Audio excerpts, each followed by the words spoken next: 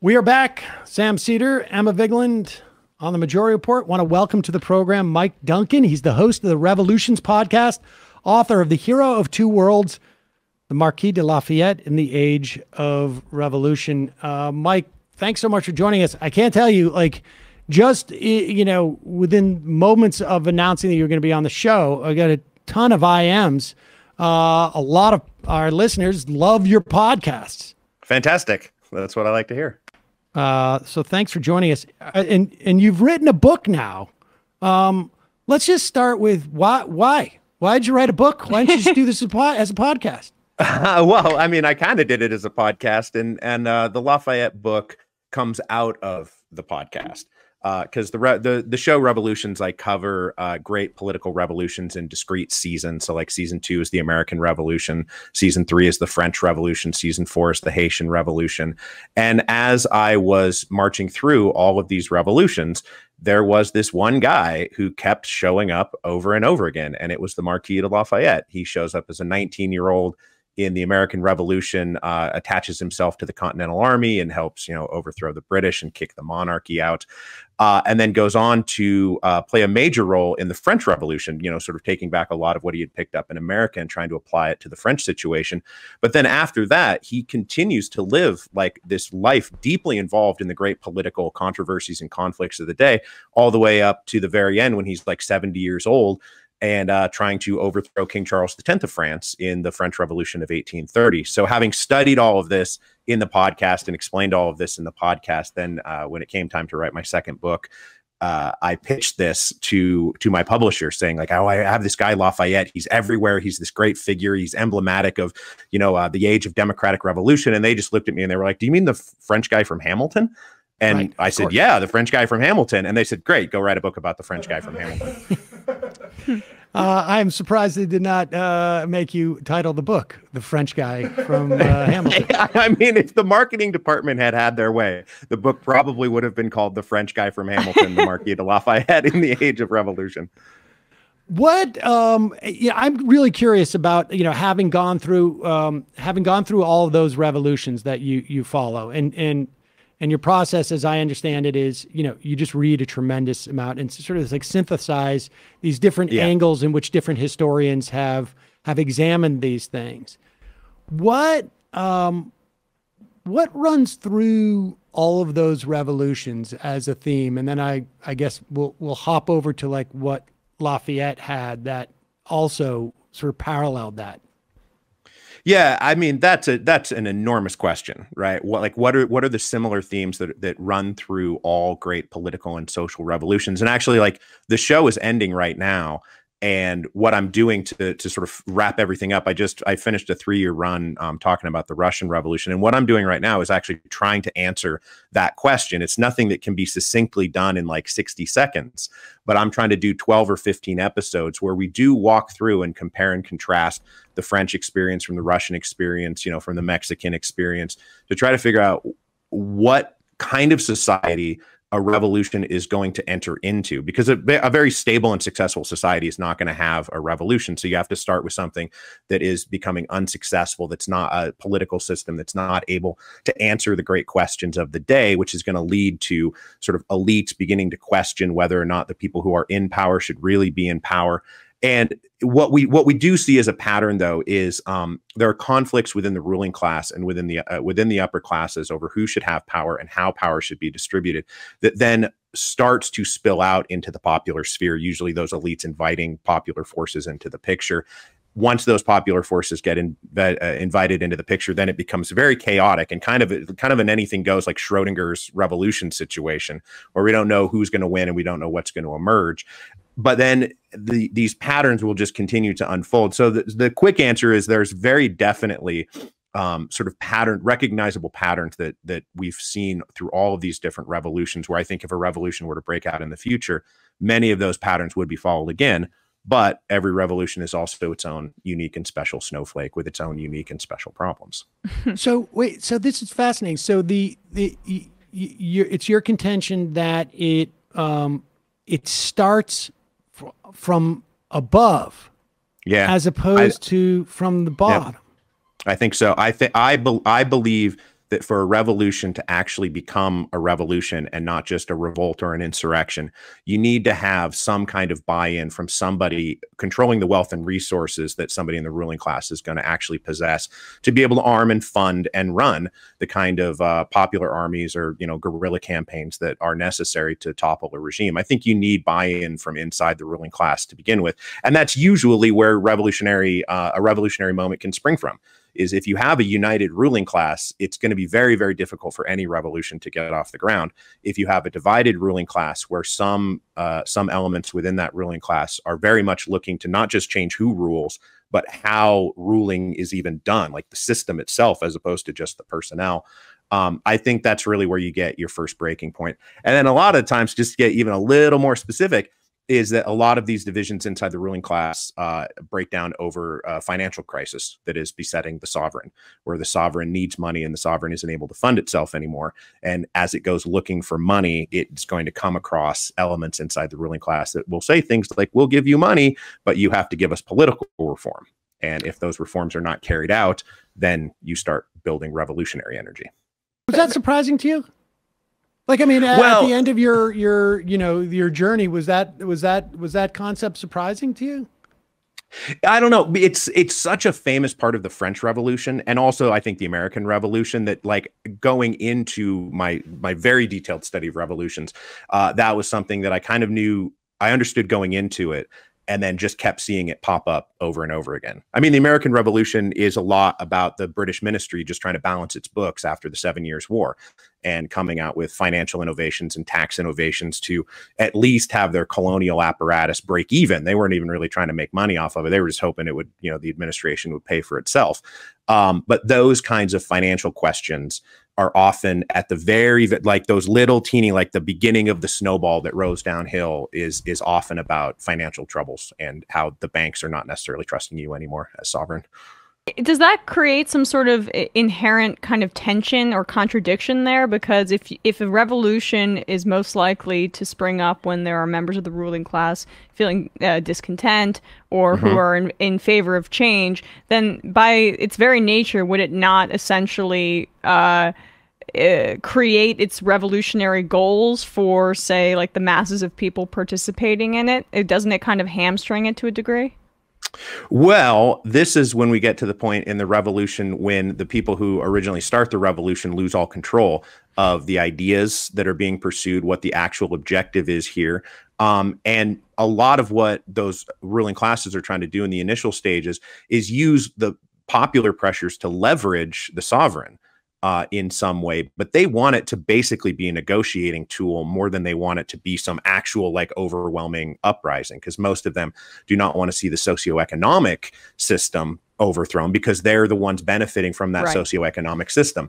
But once you sort of uncork the genie and let it out of the bottle, or get the, you know, the sorcerer's apprentice gets all the little brooms marching around, it becomes then very, very difficult for that initial ruling class to control things. And popular forces and popular leaders can very easily step into the breach and say things like, hey, we shouldn't just change, you know, the personnel like the king or the government. Like, we should overthrow this entire ruling class. Is anybody happy with these people? Has anybody got bread in their tummies? And if the answer is no, then maybe we should get after them.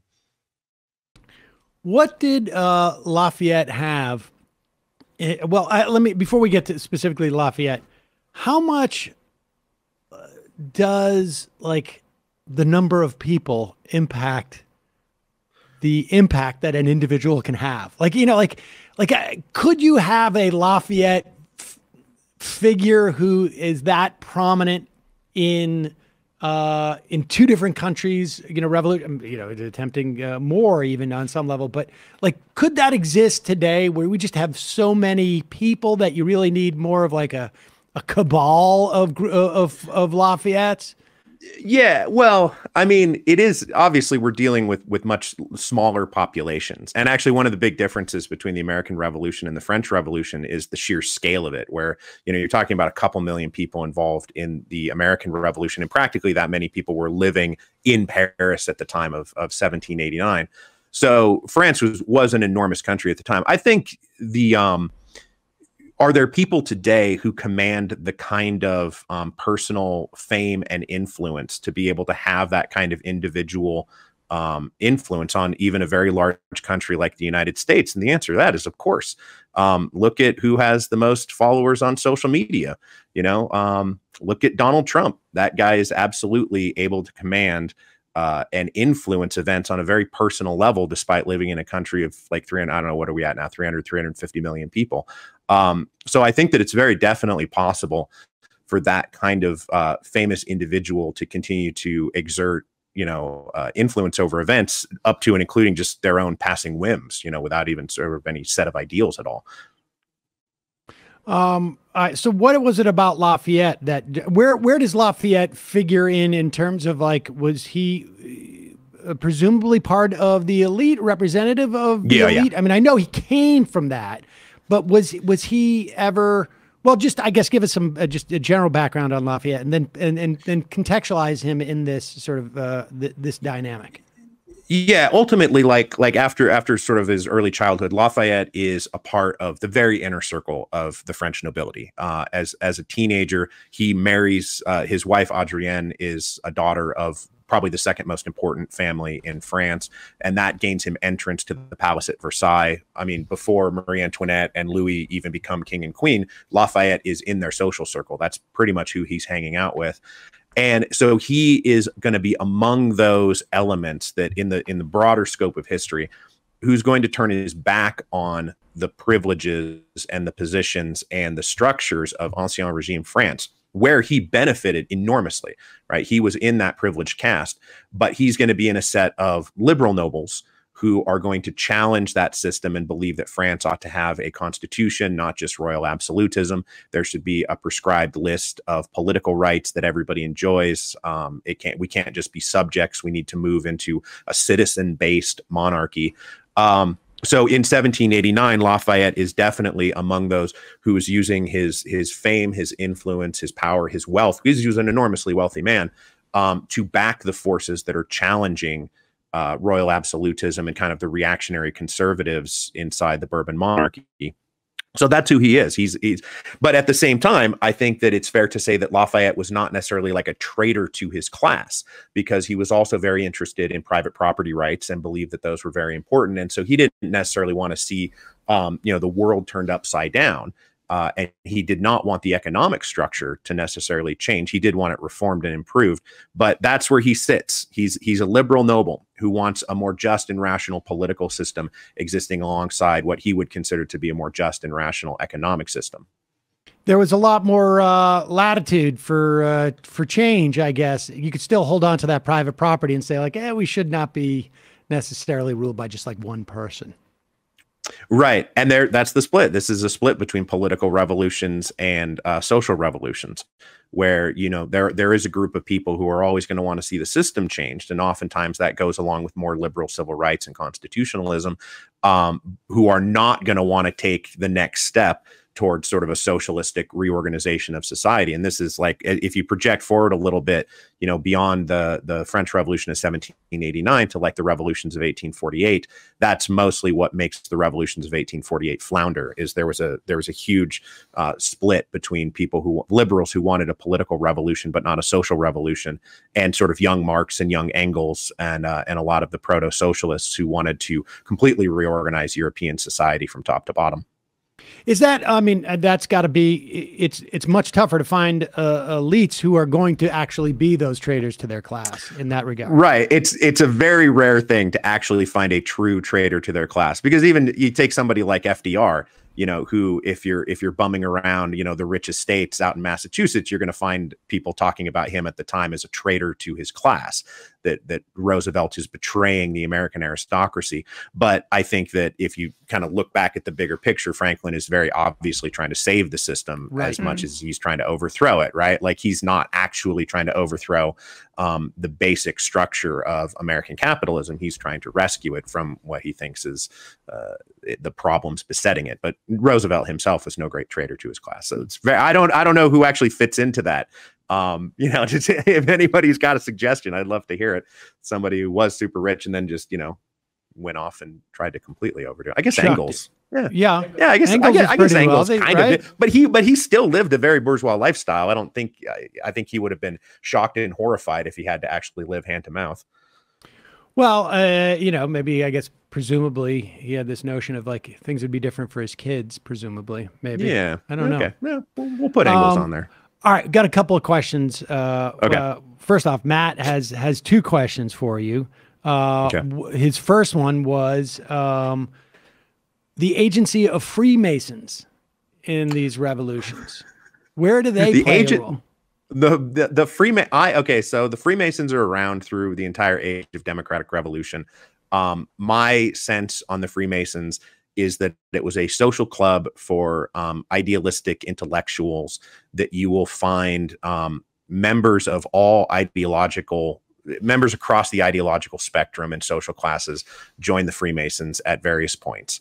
And so I don't think it's the case that the Freemasons as an organization exercise this very revolutionary energy that they as a group were trying collectively to go out and overthrow the kings and popes of Europe, which is something that that they would often be accused of being. Because if you take the American Revolution during the War of Independence, if you were to collect every Freemason, you know, every committed Freemason and gather them all in one spot, you would be talking about the upper officer corps of both the Continental Army and the British Army.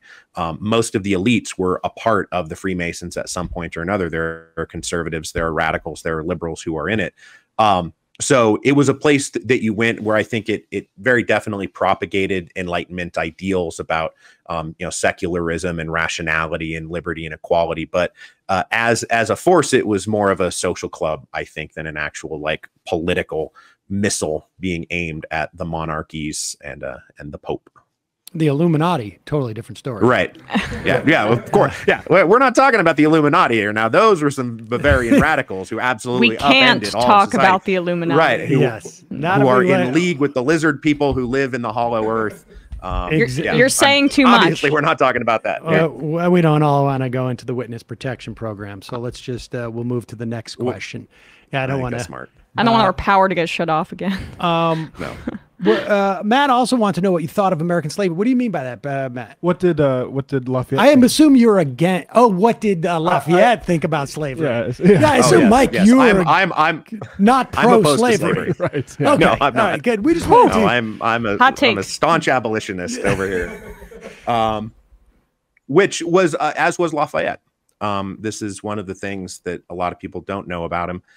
And that I think if he was here today, he wishes a lot more people knew about him, is he went through his experience in the Continental Army, you know, as a late teen and in his early 20s, not really thinking too deeply about slavery. But we find him as soon as he leaves the continent and goes back to Europe, by 1782, 1783, he's writing letters back to George Washington, who is his mentor and father figure, and saying to him, hey, you know, we just won this war for liberty. And so that means we're going to free all the slaves, right? I mean, you can't really have a Republic of Liberty with literal slavery going on in it. And George Washington would write him back and say, oh, well, you know, it's not exactly the right time. It's a little difficult. You know, things are kind of messy. Maybe we'll get to it down the road. Which of course then doesn't happen. They just kick the can down the road the whole time. But from the time that Lafayette was in his early 20s to the time that he died in his mid 70s, he was an abolitionist. He publicly proclaimed his abolitionism. He was at the forefront of being like a symbol of it and a leader of it. He spent his time and his money working on those causes. And what we also find about Lafayette is that he was an imperfect human being who had great ideals that he was aiming for. But there are several points, if you read the book, where you find him trying to pursue something in the vein of the emancipation of the slaves or equality for Black Americans or Blacks in France, where he's falling short of his ideals. And he's not actually, you know, he is not he's not John Brown. You know, he's not somebody who you're going to look to and say was so uncompromising and then died, you know, following through uncompromisingly with this notion that that slavery had to be abolished. But if you compare him to everybody else at the time, just about everybody else at the time, he is one of the least problematic founding fathers you're ever going to run across. Right. And for that, I'm very happy to write a book about him again. And as I was writing the book, I was like, ah, yes, this is very good. You know, I don't have to really grapple have to too work much around with him being right. Yeah, with him being like a crazy bigot on top of like an avatar of liberty, which happens to most of our other founding fathers. What was his relationship with the Haitian Revolution? I mean, I imagine like that's sort of like, I mean, it feels like that would be epicenter, sort of where his two worlds collide in some level. Yeah. So with the Haitian Revolution, Lafayette was, it gets started in 1791, which is right about when Lafayette is losing favor inside of the French Revolution. And he's going to wind up having to run away from a death warrant. And he winds up in a dungeon that is run. He's arrested by the Austrians and winds up in a dungeon. So he spends most of the Haitian Revolution completely out of commission, like off in a prison someplace. Now, we do know that he was in favor of gradual emancipation, and that what he wanted to have happen was slowly over the years, the children would be educated, the slaves who were enslaved at that moment would start to be paid wages, and you could gradually undo the system. And so a great cataclysmic break, like the Haitian Revolution, actually served as a model for what Lafayette would not want to have seen happen. And I think that the stray moments that we get with him commenting on the Haitian Revolution, he's talking about it as a bit of a catastrophe that he wishes had been avoided. Now, that's not my opinion of the Haitian Revolution, but it is Lafayette's opinion. And then to round that up is by the 1820s, though, we know that I think it's becoming more popularly understood, like what happened to Haiti after the Haitian Revolution. That in terms France, of reparations, that France laid this indemnity down on them, and they had to basically pay for their own emancipation, even though they had freed themselves by force of arms. Right? They were already free; they shouldn't have had to pay for it. But I just want to make it clear to everybody: when I say reparations, the reparations went to the slaveholders. Right? Exactly. This is Haiti paying France for the right to be free. And Lafayette was in the Chamber of Delegates at the time that this was all being debated. He was opposed to requiring that and was a forceful advocate for the recognition, just basically unilateral recognition of the Haitian Republic. That was where he stood on the political debates in the 1820s, because he thought that would because all of that reparations was going towards like the old conservative aristocracy, who were now being paid for what? Having lost control of their property, which was their slaves. And we should say that was like, my understanding is that was like 80% of the operating budget of Haiti's operating budget for almost 100 years. Yep. Yeah. They were just paying interest on a loan. And it was very, very, very difficult for them to do any kind of state building or transition to any kind of self-sufficient economy, because they had to sit on we've seen, I mean, and this is a pattern that they were ahead of their time in terms of a lot of the things that we see going on today in a global political economy, where they had to rely on cash crops, and they couldn't focus on growing things that would actually feed themselves. They had to focus on sugar and coffee in order to generate the kind of foreign sales to be able to pay off these debts to the French.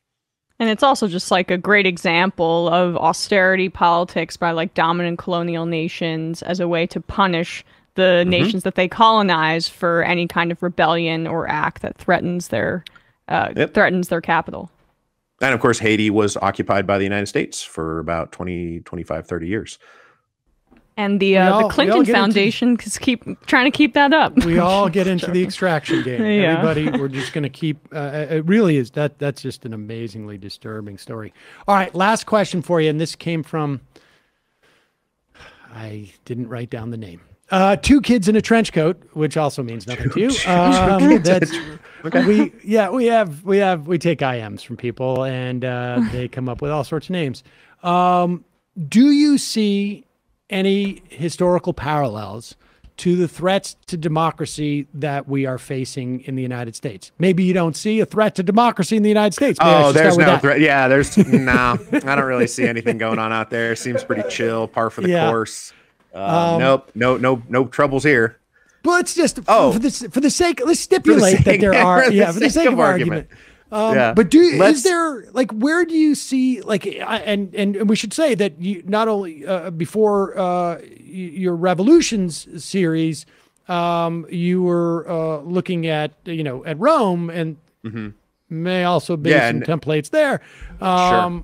But do you see any parallels? I mean, like that with what we're experiencing now that may be instructive or reminiscent or. Yeah, my problem right now. So the first book I wrote was called "The Storm Before the Storm: The Beginning of the End of the Roman Republic," which sort of traces what happened to the Roman Republic in the 2 or 3 generations before Caesar came along. Because when Caesar comes along and topples the Roman Republic, him and Pompey and and Octavian, they're not walking into a healthy political system and pushing it over. It had already been kind of hollowed out by 2 generations of basically of undermining the prevailing system. And so so I wrote that book.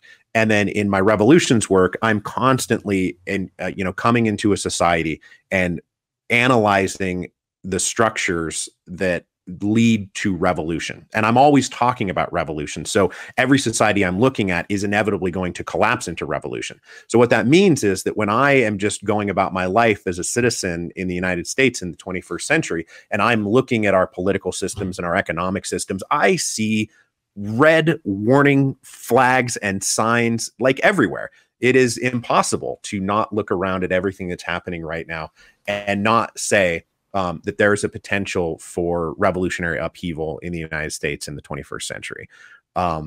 That's partly because I'm primed to see it, right? But it's also because there are a lot of parallels in terms of the gridlock in the political system, the inequalities that are unfolding between the highest up entrenched elites and basically the rest of the population. There is insane levels of factionalism right now, which are not necessarily new to American history. I mean, a lot of people act like very, very partisan politics is a departure from the norm, but it's actually like it fits quite well in with the political history of the United States. But up to and including, everything that Donald Trump is doing, he telegraphs and has been telegraphing for years that he and his people are incredibly indifferent to democratic legitimacy, and what they want is power. And you look at something like January 6th, and that is in and of itself a revolutionary moment and a revolutionary event. And if things proceed the way that they could very plausibly proceed, somebody like me coming along in 50 years or 60 years to write about, the American revolutionary upheavals of the mid 21st century, it's going to be very, very easy to tell that story. And January 6th is something that will plot right into the middle of that, as we see, that there is actually a mob that is trying to disrupt the legal transfer of power from one president to another and one party to another. So everything is there. It doesn't mean that it has to break out. It doesn't mean that it has to happen. There's been potential for revolutionary moments. I mean, you even look at like the late 60s, right? You would say a lot of the same things about the late 60s that seem to, rather than moving forward with really true political and social revolution, everybody, got into like disco and cocaine and just kind of let the thing go. But so that could happen, I guess, again, the 2030s we could just go back to disco and nothing will ever come of this. But also, I think a lot could come of it. When you enter into to track a revolution, did you find in the course of that you need to go back before that, like earlier? Oh, the predicate was always 10, 20, 30, 40, 50 years earlier. And second question to sort of follow up on that,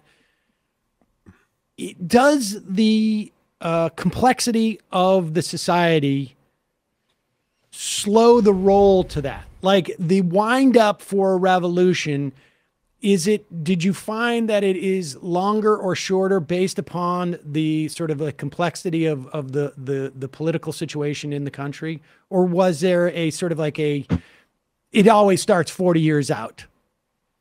Well, yeah, what I would say is that you can inevitably trace the roots, the origin points of any revolutionary upheaval. You can always track them back at least a generation.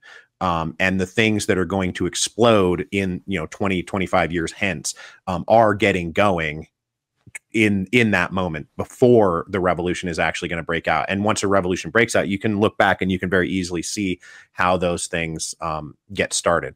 When it comes to does a more complex society, does this happen slower or faster?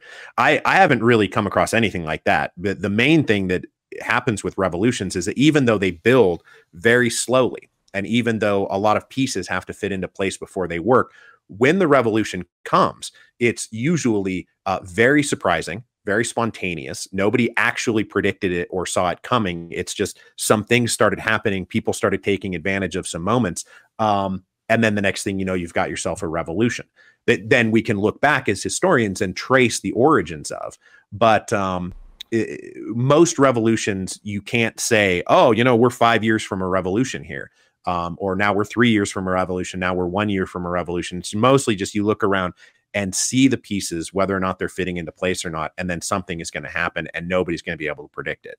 And even with all the work that I have done on revolutions, I would never, never, never bet money on this is a moment when the revolution will break out, because nobody's ever been able to do that.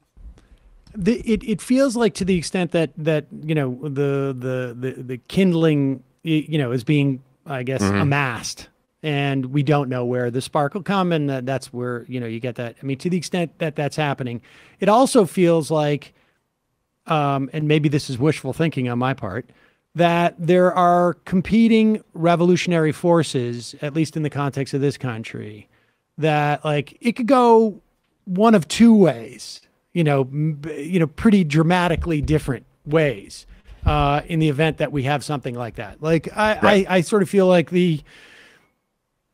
there's maybe, for lack of a better way of categorizing it, like, there could be like a Bernie Sanders style revolution. There could be a Donald Trump style revolution. Is it always the case? Like, I mean, are there two, when revolutions happen, was there always like an obvious road not taken with that revolution, where one set of ideology sort of like just happens to move into the pole position and it goes, or has it, or is that not the case? Well, in the revolutions that I have covered, it is usually the case that the revolutionary energy is coming from like sort of like one ideological branch. And so if you do, and you absolutely find differences in factions within that revolutionary movement, but it's usually between like sort of like, I'm a moderate liberal, you're a radical socialist, you know, I'm a very conservative liberal, and there's going to be differences in there about how the revolution, you know, like what the final settlement is going to look like. In the revolutions that I have covered, you don't usually find the kind of thing that we see today, where there's kind of two directions that it could go, one sort of extreme left and one is extreme right, which I think we do find that, although I have not studied it in any great depth, but this is sort of like what's going on in interwar Europe, where you do have the fascists on the one hand and the communists on the other and the socialists in the middle, where I think that both the fascists and the communists were going to represent a revolutionary challenge to the existing structures of democratic capitalism.